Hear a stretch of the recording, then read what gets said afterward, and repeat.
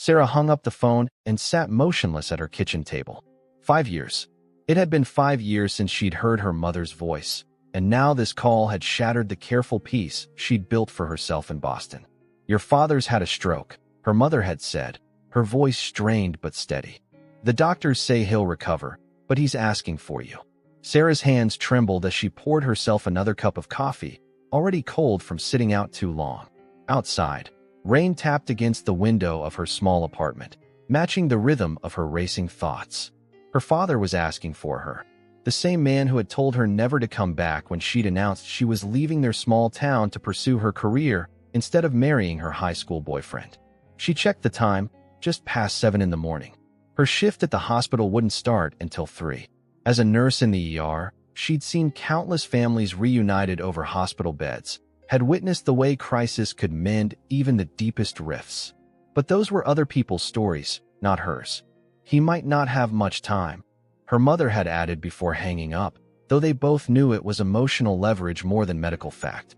Sarah opened her laptop and searched for flights to Cedar Springs. There was one leaving that evening. She could make it if she called in for emergency leave.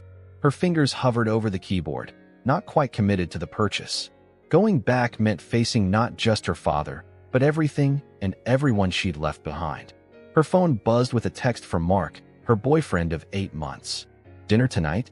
Got reservations at that new place you wanted to try." Sarah stared at the message. Mark was kind, stable, uncomplicated. He didn't know much about her family, just that they weren't close. She'd carefully constructed her new life to be everything her old one wasn't. Predictable, drama-free, entirely her own. And now a single phone call threatened to collapse the walls between her past and present. She texted back, "Something's come up. My dad's in the hospital. Rain check." Then, after a moment's hesitation, she added, "Might have to go home for a few days." Mark's reply came quickly. "I'm sorry. Do you want me to come with you?" The question caught her off guard. The idea of Mark, with his pressed shirts and corporate job, walking the streets of her hometown, meeting her rough-edged father and the ghosts of her past life. It was like trying to merge two incompatible worlds. "I need to do this alone," she wrote back. "I'll call you tonight." Sarah finally booked the flight, then called her supervisor at the hospital. Maria had always been understanding, and today was no exception. "Family comes first," she said. "We'll cover your shifts. Take the time you need." By noon, Sarah had packed a small suitcase, just enough for a week, though she hoped to be back sooner. She stood in her bathroom, staring at her reflection. At 32, she looked different from the girl who had left Cedar Springs. Her hair was shorter, styled professionally. Her clothes were no longer thrift store finds, but carefully chosen pieces that projected competence and control. She wondered if anyone would recognize her, or if she'd recognize herself once she was back on those familiar streets. The rain had stopped by the time her rideshare arrived to take her to the airport. As the car pulled away from her apartment building, Sarah felt a knot forming in her stomach. She wasn't just going to visit her sick father. She was stepping back into a life she'd deliberately left behind. Her phone buzzed again. This time it was a message from her younger brother, Jake. "Mom said you're coming. About time. Things are bad here, Sarah. Really bad." Sarah closed her eyes. Jake had stayed in Cedar Springs, had taken over their father's carpentry business when the arthritis got too bad. He'd been the good child, the loyal one. His message confirmed what she already knew. This visit wouldn't be just about her father's health. It would be about everything that had happened before she left and everything that had happened in her absence. The airport was crowded with summer travelers. Sarah moved through security in a daze, her mind already miles away. She thought about the last time she'd seen her father, his face red with anger, his voice booming through their small house. "If you walk out that door, don't bother coming back." And she hadn't. Not for holidays, not for her brother's wedding, not even when her grandmother passed away 2 years ago. Now her father was asking for her, and she was answering his call. Was it forgiveness she was seeking? Closure? Or was she simply responding to the pull of blood and history that she'd never quite been able to escape?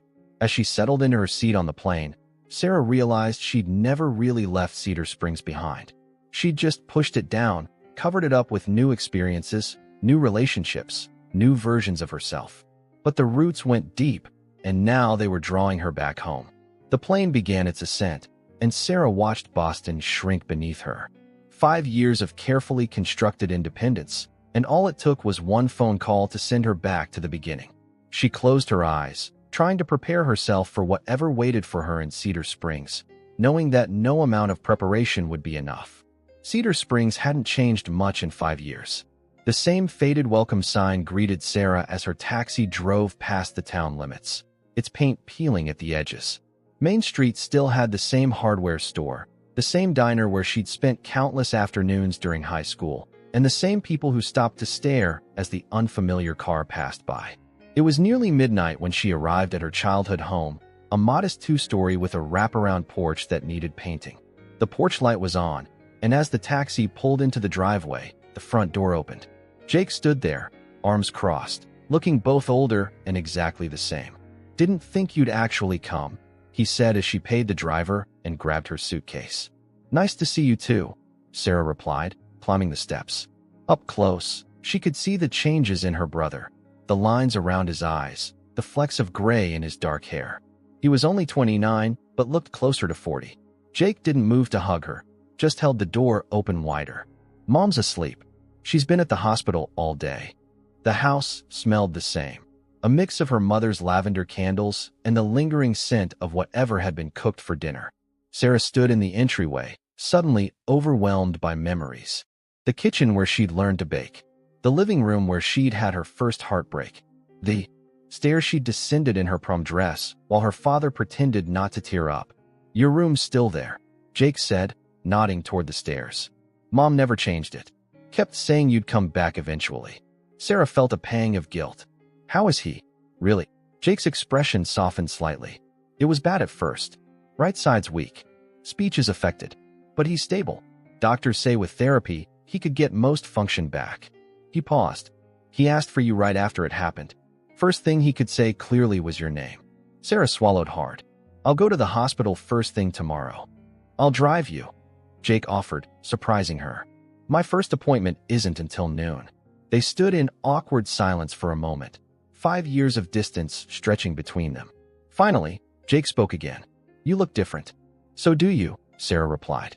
She hesitated, then added, "I hear you took over the business." Jake nodded. "Someone had to. Dad's hands got too bad about 3 years ago." There was no accusation in his voice, but Sarah felt it anyway. She hadn't been there when her family needed her. "I should get some sleep," she said, lifting her suitcase. "Yeah." Jake turned toward the kitchen. "There's coffee and stuff for breakfast. Mom will probably be up early to go back to the hospital." Sarah climbed the stairs slowly, passing the family photos that lined the wall. Her high school graduation. Jake's wedding. She'd sent a gift but didn't attend. Her parents' anniversary celebration from years ago, when things had still been good between them all. Her bedroom was exactly as she'd left it. The twin bed with its blue comforter, the bookshelf filled with medical textbooks and novels, the bulletin board covered with college acceptance letters and photos of friends she'd lost touch with. It was like a museum exhibit of her former self. Sarah put her suitcase on the bed and pulled out her phone. There was a message from Mark. "Made it okay? Thinking of you." She typed back a quick response. "Just arrived. All good. Talk tomorrow." It felt strange to be connecting with her Boston life from within this time capsule of her past.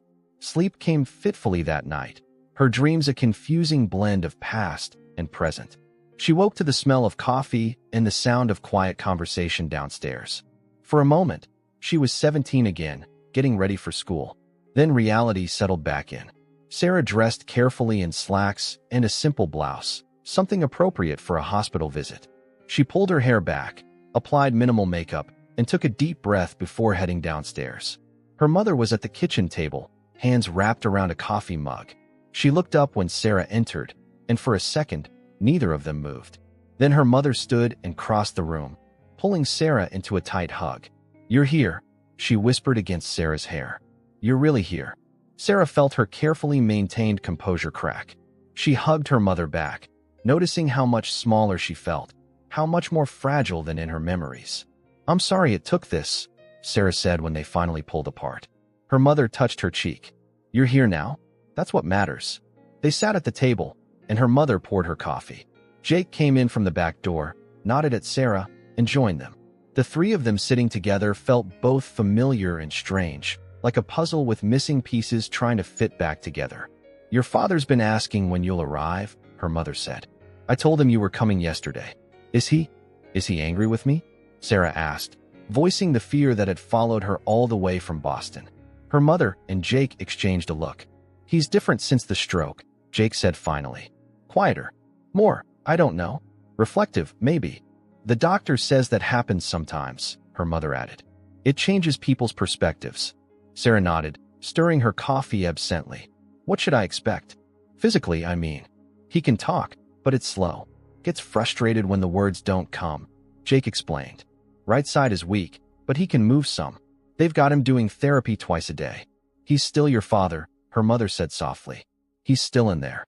The drive to the hospital was quiet. Sarah watched the familiar landmarks pass by. The school where she'd once taught swimming lessons during summers. The park where she'd had her first kiss.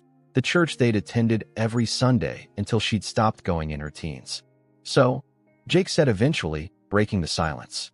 You're a nurse now? Yeah. Emergency department. For years now.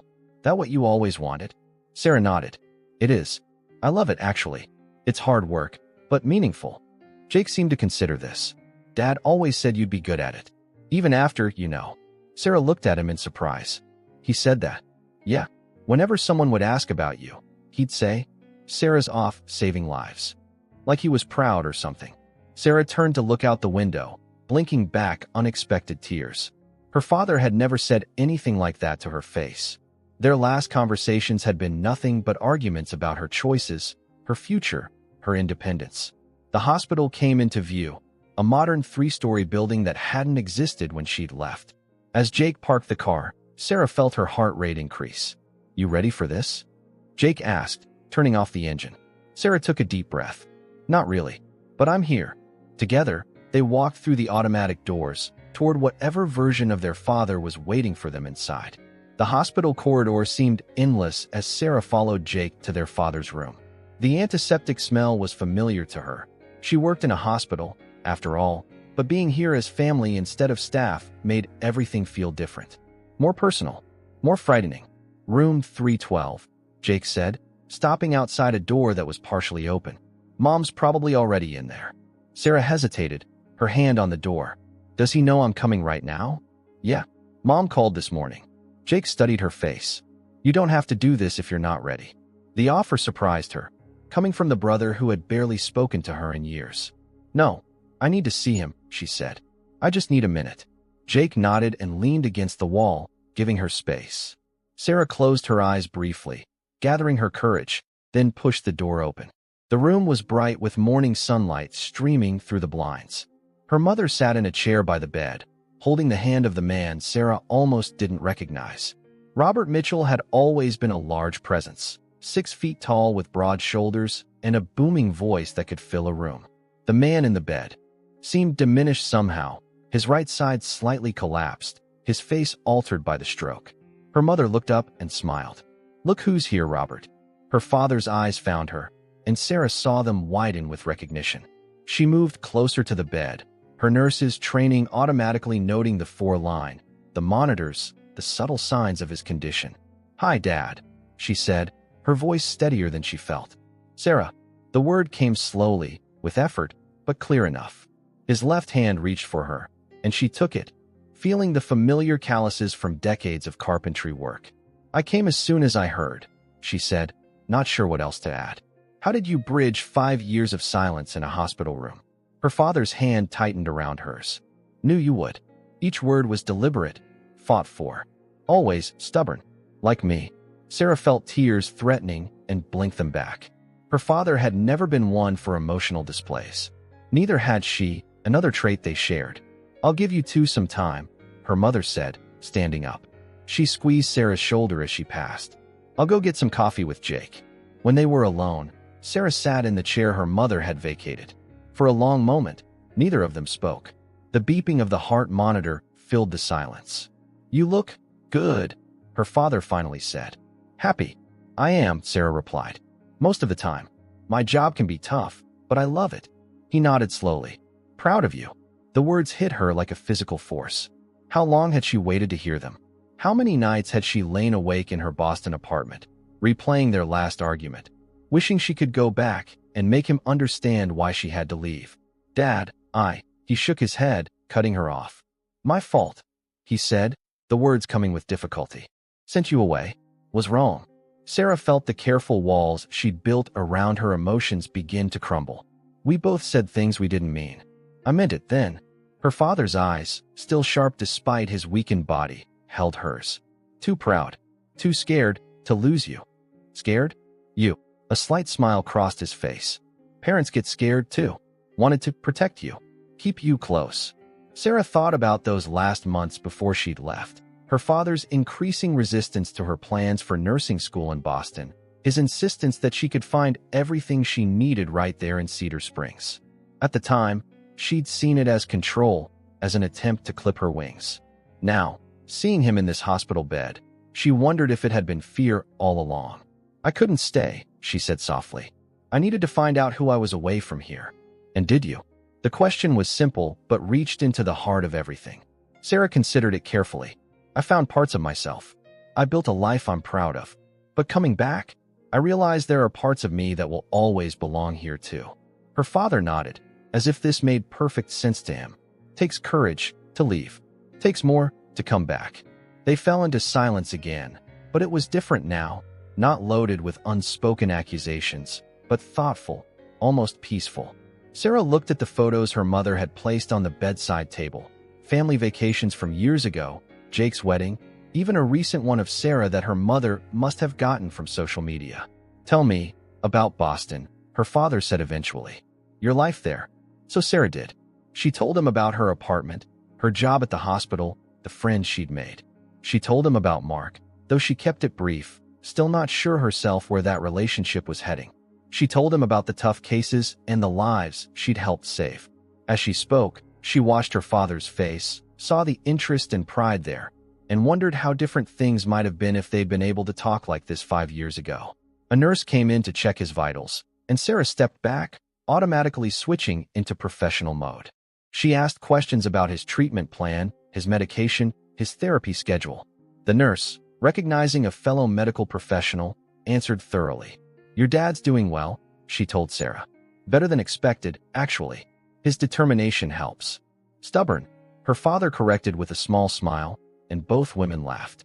When the nurse left, Sarah's father reached for her hand again. You belong in medicine. Always knew it. You did. Watched you fix birds with broken wings. Neighborhood cats. Always caring. He took a labored breath. Wanted to keep you safe, but you needed to fly. Sarah felt tears slide down her cheeks, no longer able to hold them back. I'm sorry I stayed away so long. I'm sorry I made you choose. His eyes were wet too. Can we start over? Before she could answer, the door opened and Jake appeared with their mother. They both paused, taking in the emotional scene before them. Everything okay? Her mother asked cautiously. Sarah wiped her eyes and nodded. Yeah, we're just catching up. Jake came to stand beside her. His earlier standoffishness softened. Dad giving you his post-stroke wisdom? He's been philosophical with all of us. Told me life's too short for cheap tools. They all laughed, and for a moment, Sarah felt a glimmer of what they could be. Not the perfect family from before she left, with all its unspoken tensions, but something new, something honest. Her father's eyes were growing heavy, the morning's emotions clearly tiring him. Stay a while, he asked Sarah, fighting to keep his eyes open. I took 2 weeks off, she told him. I'm not going anywhere yet. He nodded, satisfied, and closed his eyes. Within moments, his breathing deepened into sleep. The three of them stood watching him, united in their concern despite everything that had divided them. Then her mother touched her arm gently. He needs rest. Let's go get some lunch, and we can come back later. As they walked back to the car, Jake fell into step beside Sarah. So, you and Dad seem better. We're working on it, she said. It's a start. Good. He hesitated, then added. For what it's worth, I get why you left. Took me a while, but I get it. Sarah looked at her brother in surprise. You do? Yeah. This town can be suffocating sometimes. I stayed because I wanted to, not because I had to. There's a difference. It was the most personal thing Jake had said to her in years. Sarah felt something shift between them, a crack in the wall of resentment that had stood for so long. Thanks for saying that, she said quietly. As they drove away from the hospital, Sarah looked back at the building where her father slept. One conversation couldn't erase 5 years of hurt and absence. One visit couldn't rebuild a family. But it was a beginning, a chance to face the past honestly and perhaps find a way forward, together. The week passed in a rhythm that gradually became familiar to Sarah. Mornings at the hospital with her father, watching his therapy sessions and talking during his rest periods. Afternoons helping her mother with errands or catching up on work emails. Evenings with Jake, their conversations growing less stilted with each passing day. It wasn't perfect. There were still moments of tension, old hurts that surfaced unexpectedly, but it was progress. On her 8th day in Cedar Springs, Sarah decided to walk downtown while her father napped and her mother sat with him. The summer heat was intense, making the air shimmer above the sidewalk. Sarah tied her hair back and set out, feeling both strange and comforted to be walking these streets again. Main Street was busier than she remembered, with a few new shops mixed among the familiar ones. The old hardware store where her father had bought supplies was still there, but now had a fresh coat of paint and a sign advertising a website. Next to it was a new cafe that hadn't existed when she left. Sarah paused, considering whether to go in. She'd been avoiding public places, not quite ready to face the inevitable questions and gossip that would come with being seen. But the thought of iced coffee on a hot day was too tempting to resist. The cafe was cool and dimly lit after the brightness outside. Sarah ordered and was waiting for her drink when she heard her name. "Sarah Mitchell? Is that really you?" She turned to see Ellie Contreras, her best friend from high school. The years had changed her. Her dark hair was cut in a stylish bob now, and she carried herself with a confidence she hadn't had at 18, but her smile was the same. "Ellie," Sarah said, genuinely happy to see a friendly face. "It's been forever." Ellie pulled her into a hug. 5 years and not a single visit. "You're lucky I don't hold grudges." "Are you still living here?" Sarah asked as they moved to a table in the corner. "Sort of. I teach at the high school now, English, but I live in Ridgeway." She gestured to her left hand, where a wedding band gleamed. "Married Tom Henderson 3 years ago. He's got the dental practice there." "Tom from chemistry class? The one who accidentally set his textbook on fire?" "The very same. He's much more careful with the dental tools, I promise." Ellie laughed. "What about you? I hear you're some hotshot nurse in Boston now." Sarah smiled, shaking her head. "Not hotshot. Just working in the ER, doing my best." "Sounds pretty impressive to me." Ellie's expression softened. "I heard about your dad. How's he doing?" "Better every day," Sarah said. "The therapy's helping. He's starting to use his right hand again, and his speech is clearer." "That's good to hear. Your dad was always nice to me. Remember when he built that bookshelf for my room in 10th grade?" Sarah nodded, feeling a pang of nostalgia. "He did things like that all the time. I didn't appreciate it enough back then." "None of us appreciate our parents enough as teenagers," Ellie said. "It's like a rule or something." They talked for nearly an hour, catching up on the past 5 years. Ellie told her about teaching, about how the town had changed in small ways but stayed the same in others. Sarah shared stories about Boston, her hospital work, her apartment with the noisy upstairs neighbors. "So," Ellie said eventually, stirring the ice in her second drink, "have you seen David yet?" The question hung in the air between them. David Harris had been Sarah's boyfriend for all of high school and part of college, until their paths had diverged, hers to nursing school in Boston, his to taking over his family's farm outside Cedar Springs. "No," Sarah said. "I haven't really seen anyone except family." Is he still here?" Ellie nodded. "Still running the farm. It's doing well, actually. He's expanded into organic produce, sells to restaurants in the city." She hesitated. "He got married last year. Nice woman named Krista. She's a teacher too, science department."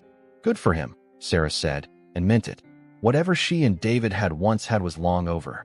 They'd both known it when she left, even if the final conversation had been painful. "What about you?" Ellie asked. "Anyone special in Boston?" Sarah thought about Mark. "Maybe. We've been together 8 months. He's nice, stable, works in finance." "But," Ellie prompted, always perceptive. "No, but. He's great. It's just." Sarah struggled to articulate what she'd been feeling since coming home. "Being back here makes everything feel more complicated." Before Ellie could respond, the cafe door opened and a man walked in. Sarah recognized him immediately. Mike Collins, Jake's best friend since childhood and now, according to Jake, his business partner in the carpentry shop. Mike saw them and came over, his face breaking into a wide smile. "I thought that was you," he said to Sarah. "Jake said you were back." Sarah stood to greet him. "Mike, good to see you." "You too." He looked older, more settled than the wild teenager she remembered. "How long are you in town?" "Another week, at least. Depends on Dad's progress." Mike nodded. "Jake told me he's doing better." "That's great news." He shifted awkwardly. "Listen, a bunch of us are getting together at the Rusty Nail tonight. Just drinks, nothing fancy. You should come. Both of you," he added, including Ellie. "I can't," Ellie said. "Parent-teacher conferences." "But Sarah should definitely go." Sarah hesitated. The Rusty Nail was the local bar where everyone gathered on weekends. Going there meant fully announcing her presence back in Cedar Springs, facing all the questions and judgments she'd been avoiding. "I don't know," she started. "Come on," Mike pressed. "Jake's coming. It would mean a lot to him to have you there." That surprised her. "It would. Yeah. He talks about you, you know. Not all the time, but enough. He's proud of what you've done, even if he's too stubborn to say it to your face." Sarah felt something warm unfurl in her chest. "I didn't know that. So you'll come?" Mike asked.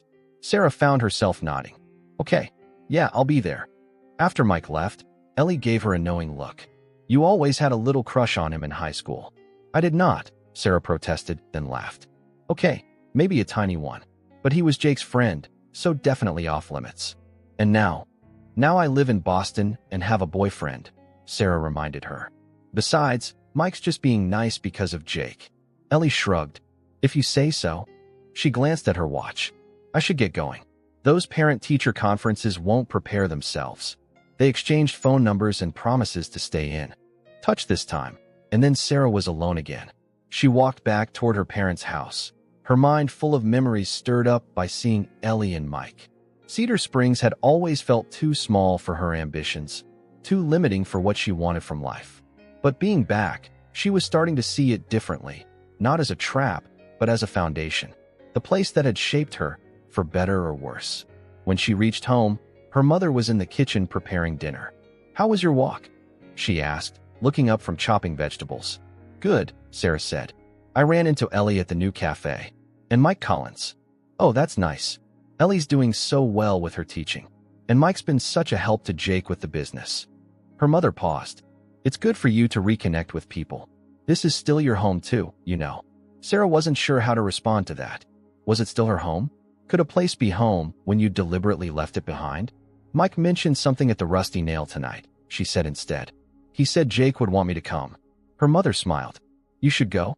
Your father's doing fine, and I can handle one evening alone.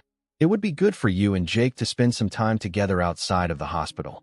Later, as Sarah got ready to go out, she caught herself spending more time than necessary on her appearance.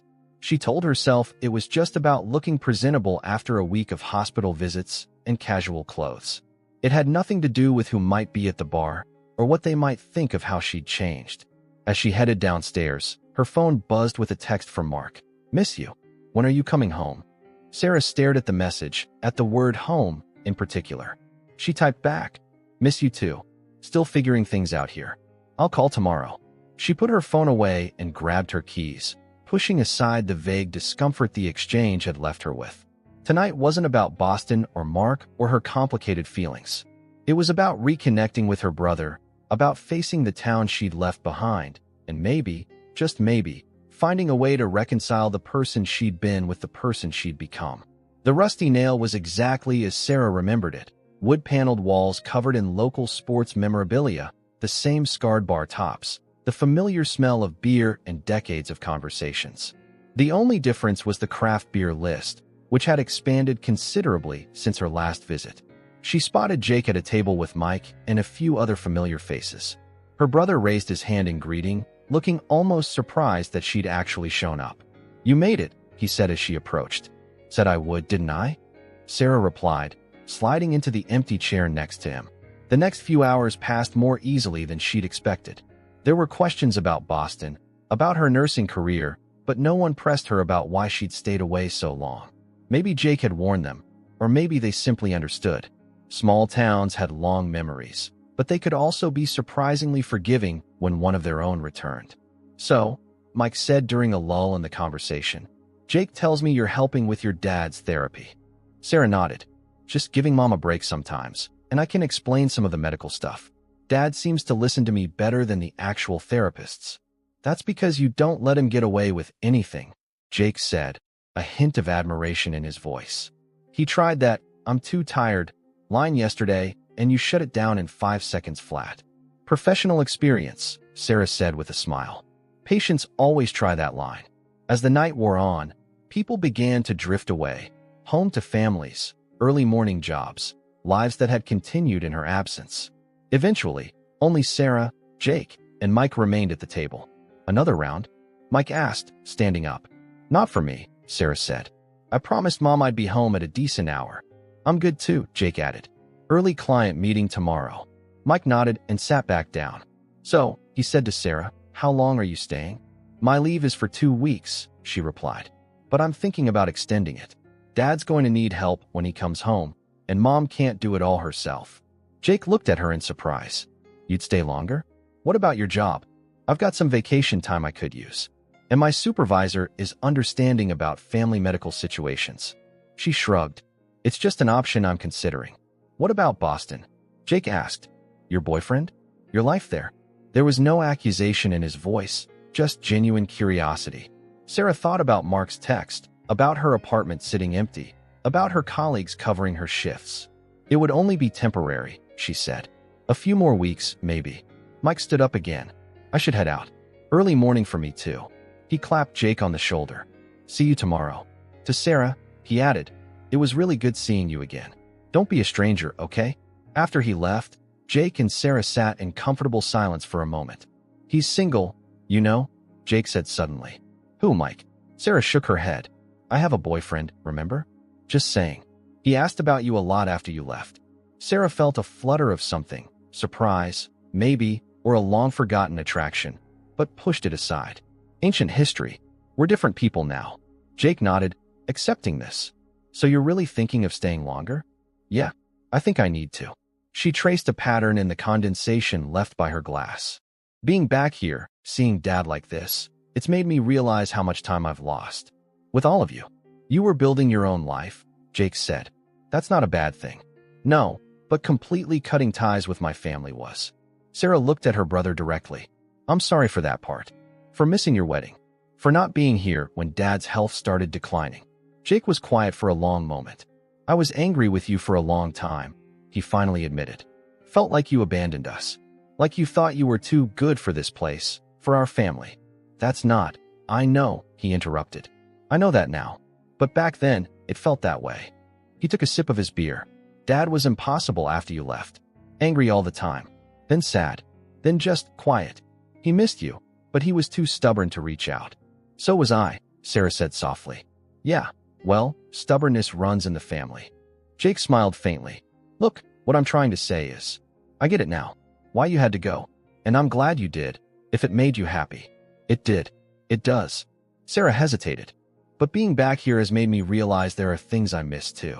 They paid their bill and walked out into the warm night air. The streets of Cedar Springs were quiet, most businesses closed, only the occasional car passing by. "Want a ride home?" Jake asked, nodding toward his truck.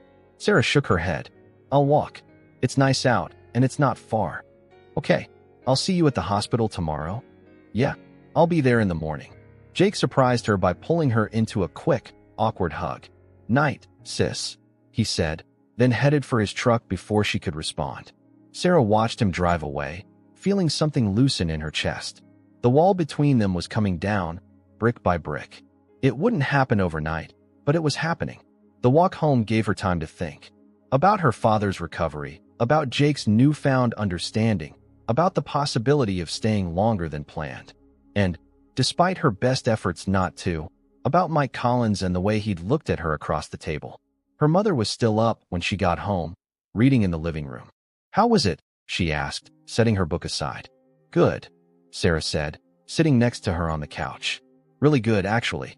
Jake and I talked. Really talked." Her mother smiled. "I'm glad. He's missed you, you know. More than he'd admit." "I've missed him too." Sarah hesitated. Mom, I'm thinking about extending my stay. Dad's going to need help when he comes home, and I have vacation time I could use. Oh, Sarah. Her mother's eyes filled with tears. That would mean so much to him. To all of us.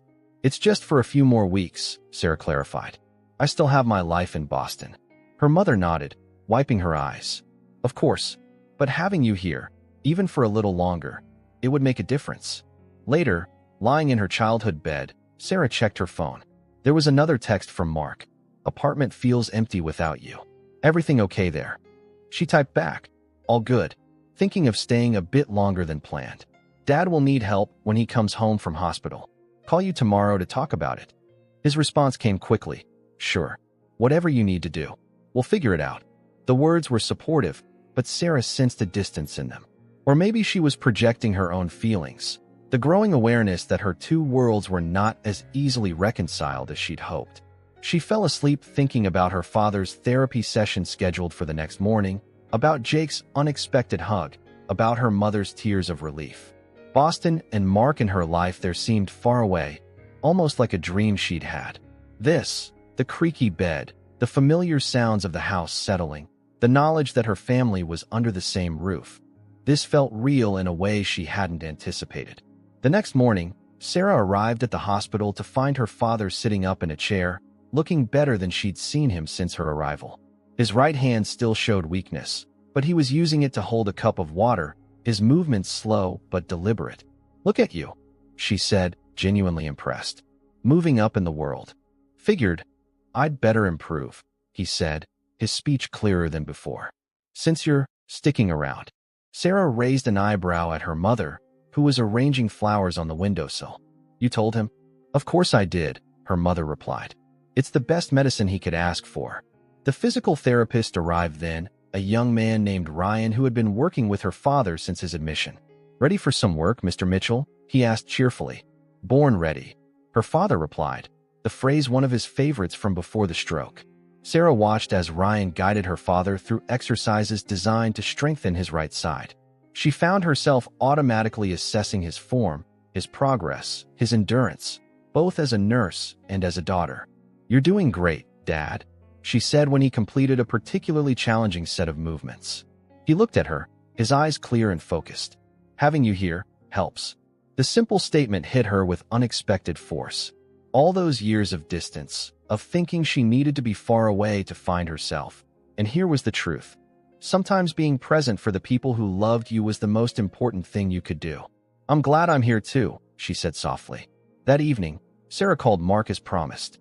She sat on the back porch, watching the sunset paint the sky in shades of pink and gold. In Boston, it would be hidden behind buildings, glimpsed only in fragments between skyscrapers. So you're staying longer, Mark said after she explained the situation. How much longer? I'm not sure yet. Maybe another 3 weeks?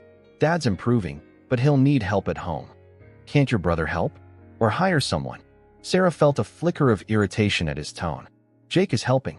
He's running the business Dad can't manage right now. And Mom needs support too. I get that, Mark said, his voice softening. I just miss you.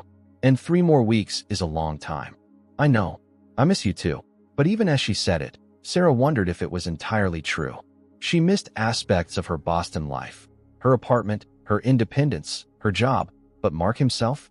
The realization that he wasn't at the top of that list troubled her. Maybe I could come visit for a weekend, he suggested. The idea of Mark in Cedar Springs, meeting her family, trying to fit into this world he knew nothing about. It should have been appealing. Instead, Sarah felt a wave of uncertainty. Let me figure out Dad's schedule first, she said. Once he's home from the hospital, things will be clearer. They talked a bit longer about mundane things, his work, their neighbors, a movie he'd seen. When they hung up, Sarah sat watching the last of the sunset fade into darkness, feeling more confused than ever. She was still sitting there when Jake came around the side of the house, returning from the carpentry shop.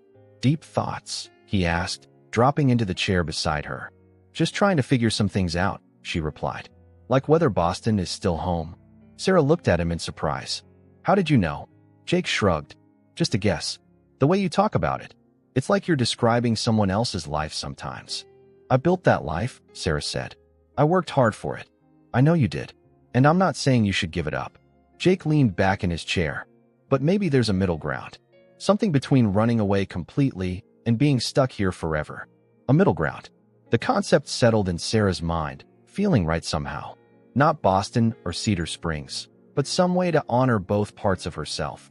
The ambitious nurse who had needed to prove herself, and the daughter and sister who still had roots in this small town.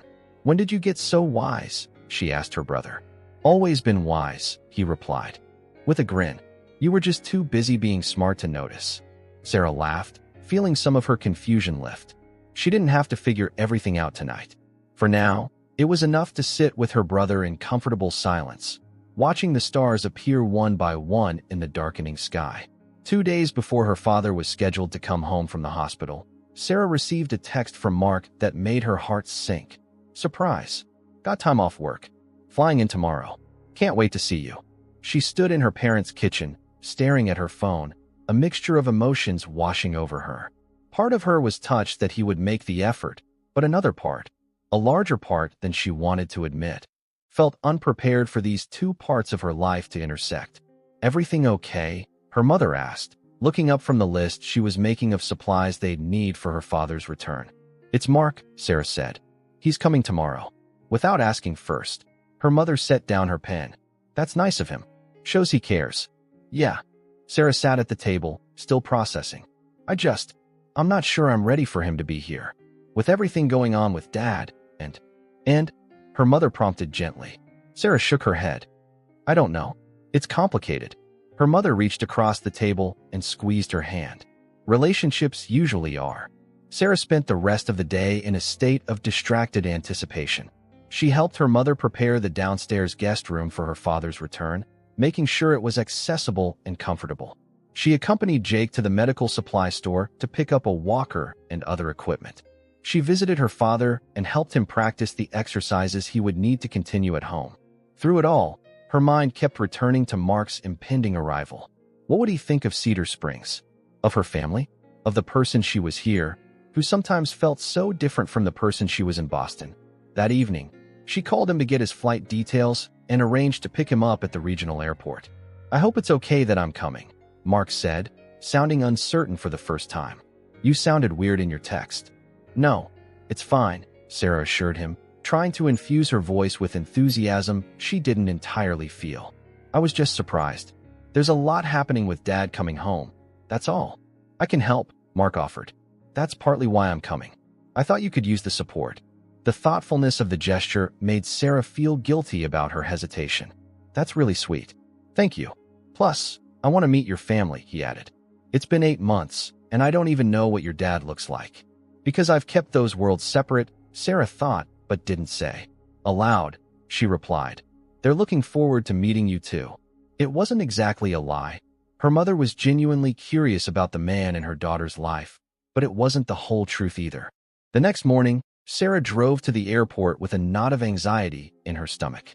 She watched as passengers trickled out of the small terminal, finally spotting Mark with his carry-on bag. He looked exactly the same as when she'd left Boston, neatly dressed in khakis and a button-down shirt, his dark hair perfectly styled, yet somehow out of place against the backdrop of rural Pennsylvania. "Sarah," he broke into a wide smile when he saw her, pulling her into a hug. "God, I missed you." She hugged him back, inhaling the familiar scent of his cologne. "It's good to see you," she said, and meant it, even as the knot in her stomach tightened. On the drive back to Cedar Springs, Mark talked about work, about their neighbors, about a leak in her apartment that the landlord had fixed. Normal, everyday things that had once been the fabric of her life, but now seemed distant and unimportant compared to her father's recovery. "So," he said as they passed the Cedar Springs welcome sign, "this is where you grew up." It's quaint. There was no judgment in his voice, just observation, but Sarah felt a flicker of defensiveness anyway. "It's small, but it has its charms." "I'm sure it does," Mark said, looking out the window at Main Street as they drove through. "It's just different from what I pictured." "What did you picture?" He shrugged. "I don't know. You never talked much about it, so I guess I didn't have a clear image." The observation hit home. She hadn't talked much about Cedar Springs, had actively avoided the subject most of the time. What did that say about her, about her relationship with Mark? When they arrived at her parents' house, her mother was waiting on the porch. She came down the steps to greet them, her smile warm and welcoming. "You must be Mark," she said, extending her hand. "I'm Linda. It's so nice to finally meet you." "The pleasure's mine, Mrs. Mitchell," Mark replied, shaking her hand. "Sarah's told me so much about you." Another small untruth. Sarah had told him the basics, that her mother was a retired elementary school teacher, that she had a garden she was proud of, but little of substance about her personality, her interests, the kind of mother she had been. They went inside, where Jake was installing a handrail by the downstairs bathroom door. He straightened up when they entered, wiping his hands on his jeans. "Jake, this is Mark," Sarah said. "Mark, my brother Jake." The two men shook hands, sizing each other up in that subtle way men often did. Jake in his work clothes, with calloused hands and sawdust in his hair, couldn't have been more different from Mark in his crisp outfit and manicured nails. "Sarah says you're in finance," Jake said. "Investment management," Mark confirmed. "And you're a carpenter, right?" "Among other things.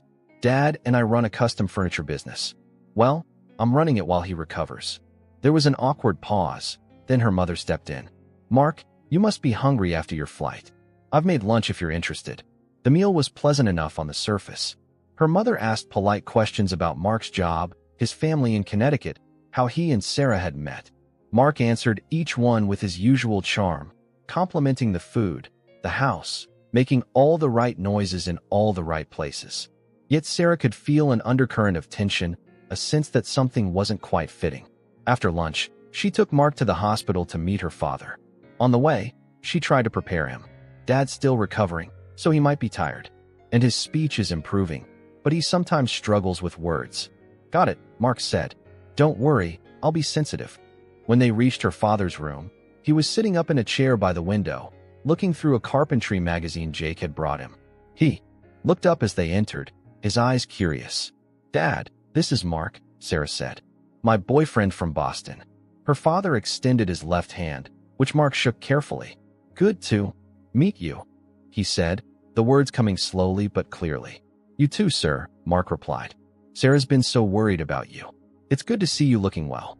"Getting better," her father said, a hint of pride in his voice. "Coming home tomorrow. That's what Sarah told me. I'm sure you'll be glad to be out of here." They chatted for a while, Mark doing most of the talking, her father listening with occasional comments. Sarah watched them, trying to gauge their interaction, but her father's face gave little away. After about 20 minutes, a nurse came in to help her father with his afternoon therapy session. "We should go," Sarah said, standing up. "Let you rest before therapy." Her father nodded, then surprised her by reaching for her hand. "Dinner, tonight?" he asked. "All of us." Sarah glanced at Mark, who nodded. "Sure, Dad. We'll all have dinner together." As they walked back to the car, Mark was quiet. "Finally," he said, "your dad seems nice. I can see where you get your determination." "He is nice," Sarah said. "He wasn't always. We had our differences, but underneath it all, he's a good man."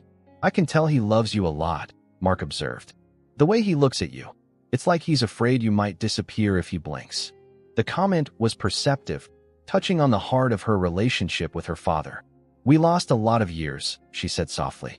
"I think we're both trying to make up for that now." They spent the afternoon showing Mark around Cedar Springs. Sarah pointed out her high school, the park where she'd spent summers, the diner where she'd had her first job as a waitress. Mark was attentive, asking questions, clearly trying to understand this part of her life he'd never been privy to before. As they walked down Main Street, they ran into Mike, who was coming out of the hardware store with supplies. "Sarah," he said, his face lighting up when he saw her. Then his eyes shifted to Mark, and his expression became more guarded. "Hey, Mike, this is Mark," Sarah said, feeling strangely nervous. "Mark, this is Mike Collins, Jake's business partner and an old friend." The two men shook hands, each taking the other's measure. "Nice to meet you," Mark said. "Sarah was just giving me the tour." "Yeah? What do you think of our little town?" Mike asked. "It's charming," Mark replied. "Different from Boston, obviously, but nice." Mike nodded, his eyes moving back to Sarah. "Your dad coming home tomorrow?" "That's the plan," she confirmed. "We've got the house all set up for him. Let me know if you need any help," Mike offered. "Jake and I could come by after work if you need anything built or adjusted." "Thanks, I will." There was an awkward silence. Then Mike gestured to his supplies. I should get these back to the shop. Good meeting you, Mark. See you around, Sarah. As he walked away, Mark turned to her with a raised eyebrow. Old friend, huh? Yes, old friend, Sarah repeated firmly. He and Jake have been inseparable since they were kids. Mark studied her face for a moment, then shrugged. He seems nice. They continued their walk, but Sarah found her thoughts lingering on the brief encounter with Mike, on the tension she'd felt between the two men. It wasn't jealousy exactly. Mark wasn't the jealous type, but something more like recognition, as if he'd sensed something in the interaction that even she wasn't fully aware of. That evening, they all gathered at her parents' house for dinner. Her mother had made her father's favorite meal in celebration of his homecoming the next day. Jake was there, as well as her aunt and uncle who lived nearby. It was the kind of family dinner Sarah had grown up with but hadn't experienced in years. Mark was charming throughout, telling stories that made everyone laugh, asking thoughtful questions, complimenting her mother's cooking. He was making an effort, and Sarah appreciated it. Yet she couldn't shake the feeling that he was performing somehow, putting on his best self for her family without truly connecting. After dinner, while her mother and aunt cleaned up, Sarah found herself alone with her father in the living room. Mark had gone outside with Jake to look at a piece of furniture Jake was working on. He's nice, her father said, his eyes on her face. Your young man. He is, Sarah agreed. But, Sarah looked at her father in surprise. What makes you think there's a but? He tapped his temple with his left hand. No, my daughter. Something not right. The observation was so accurate that Sarah felt tears spring to her eyes. Even with his speech affected by the stroke, her father could still read her better than she could read herself sometimes. It's not that anything's wrong, she tried to explain. Mark is great. He's stable. He's kind. He's everything I thought I wanted. It's just not home, her father finished for her. Sarah nodded slowly. I don't know if Boston feels like home anymore, or if it ever really did. But I don't know if Cedar Springs is home either. I'm caught between worlds, Dad. Her father considered this, his face thoughtful. Home isn't a place, he said finally. It's where you can be yourself. All parts. The wisdom of his words struck her deeply. All these years, she'd been fragmenting herself, the ambitious professional in Boston, the dutiful daughter in Cedar Springs, never allowing those parts to exist together, to form a complete whole. I don't know if I can be all parts of myself with Mark, she admitted quietly. Her father nodded, understanding in his eyes. Then you have your answer. Later that night, after everyone had gone to bed, Sarah and Mark sat on the porch swing, the night air cool around them. Mark had been quiet since they'd come outside, as if he too sensed that something important was happening between them. Your family's nice, he said finally. Different from what I expected, but nice. What did you expect? Sarah asked. He shrugged. I don't know. You never talk much about them. I guess I thought there was a reason for that. There was, Sarah admitted. But not because they're not good people. It was me. I was trying to keep my worlds separate. Mark nodded slowly. I feel like I've met a different Sarah here. Someone I don't really know. The observation hurt, but only because it was true. I think maybe I've been different with you, she said softly. Not intentionally, but because I was trying to be the person I thought I should be in Boston, not necessarily who I really am. And who are you really? Mark asked, his voice gentle rather than accusatory. Sarah looked out at the yard, at the swing set her father had built decades ago that still stood by the old oak tree. I'm still figuring that out, she said honestly. But I know I need to stop dividing myself. I need to find a way to be whole. Mark was quiet for a long moment. Then he reached for her hand. I care about you, Sarah. A lot. But I think we both know this isn't working the way it should. The acknowledgement was both painful and relieving. I care about you too, she said. You deserve someone who can give you all of themselves, not just the parts that fit into a certain life. They sat in silence, still holding hands, both recognizing that something was ending between them, not with anger or drama, but with mutual understanding and respect. So what now? Mark asked eventually. Sarah took a deep breath. I think I need to stay here longer than I planned. Not just for Dad's recovery, but for my own. I need to figure out who I am when I'm not running away or trying to prove something. Mark nodded. And I should probably head back to Boston sooner rather than later. You don't have to. I think it's better this way, he said gently. Give you the space you need. The decision made, they sat together a while longer, talking quietly about practical matters. When he would leave, what he would tell their friends in Boston, how they would handle the emotional aftermath of their separation. It was a mature conversation, lacking in blame or recrimination, and Sarah felt a deep appreciation for Mark's understanding.